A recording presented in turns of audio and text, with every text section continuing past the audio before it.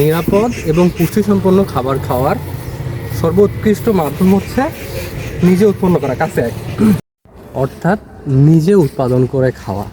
আমাদের যে এই ধানটা দেখতে পাচ্ছেন, এটা হচ্ছে এক সিদ্ধ দিয়ে আজকে রোদে শুকানো হচ্ছে।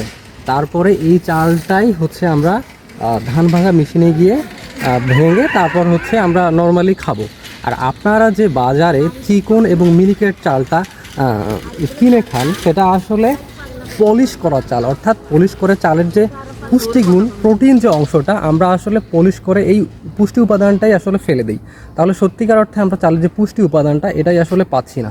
তাহলে আপনারা চেষ্টা করবেন যে গ্রামে এসে গ্রামের যে ন্যাচারালি যে ধানগুলো প্রসেস করা হয় আপনারা এগুলো কেনার চেষ্টা করবেন, তাহলে ধানের যে পুষ্টিগুণটা আপনারা এটা পাবেন আর কি।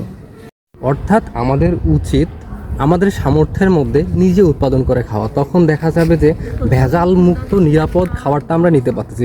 শুধু এই ধানটা না, আমাদের যদি পতিত অনাবাদি জমি থাকে বাড়ির পাশে, আমরা সেখানে বেগুন বলেন, মরিচ বলেন, অর্থাৎ আমাদের সাধ্যের মধ্যে আমরা অনেকে দেখা যাচ্ছে শহরের ছাদের মধ্যেও অনেক চাষাবাদ করতেছে, তারা সেখানে টমেটো লাগাচ্ছে, বেগুন লাগাচ্ছে।